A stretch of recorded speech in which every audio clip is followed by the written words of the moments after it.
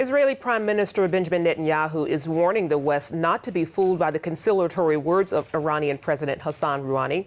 Netanyahu's spokesman said Israel is open to a genuine arrangement that would dismantle Iran's military nuclear program. What we're concerned about is under this smokescreen of professed good intentions, that Iran is taking a page out of the North Korean playbook, that in professing their commitment to non-proliferation, that they are illicitly continuing to build a nuclear weapon. And all the facts point in that direction. Netanyahu welcomed Obama's pledge that Iranian words must be backed up with transparent and verifiable action. He said he looked forward to discussing the matter with Obama at the White House next week. Joining us now is our CBN News senior editor, John Wagi. John, President Obama was ready to shake hands with Rouhani, but the Iranians said no. What do you make of that? Well, Ephraim, if you get a chance to kind of tweak the great Satan in his own backyard, tweak the leader of the great Satan, then you take advantage of it. It was really a win-win situation for the Iranians. First of all, they were able to express their displeasure at President Obama for offending their client state, Syria, by saying they might initiate military action. And that was one thing that they wanted to make clear, which they've done. And the other thing is that their whole goal in New York is, here at the UN, is to buy time to keep the centrifuges spinning for their nuclear weapons program. And they succeeded at that as well by tweaking the United States and then agreeing, well, we'll go to talks later on when the time is right for us. Yeah, well, nevertheless, the president is ready to pursue a diplomatic track with Iran, and Secretary of State John Kerry will meet with the Iranian officials. Why the change in approach?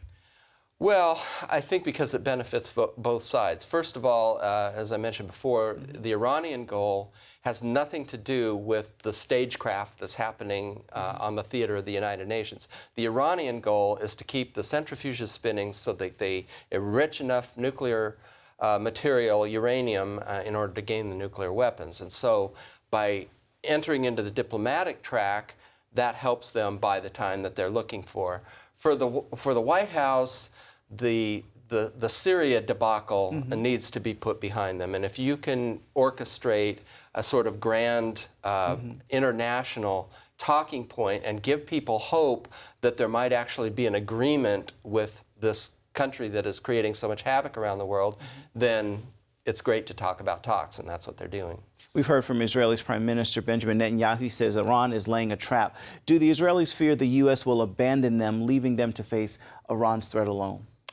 You know, it might even be worse than that because President Obama is putting John Kerry in charge of both the Iranian negotiations and the negotiations with the Palestinian Authority. Right. If there's a linkage there, if the United States is saying to Israel behind the scenes, your help that we give you in dealing with Iran's nuclear presence is contingent upon some kind of agreement with the Palestinians and giving up more territory to the Palestinians. If the two are linked, that could be real trouble for Israel. Real quick, the president will meet with Palestinian leader Mahmoud Abbas as the administration tries to restart the peace talks. What's the likelihood of moving things forward?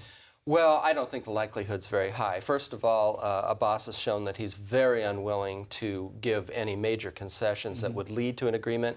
And secondly, you don't have the other parties in the region. Egypt, Syria are all on the verge of blowing up, and you know, something that thwarts the talks could happen at any stage along the way. Absolutely. Thank you so much, John. Appreciate your time as always. Thank you.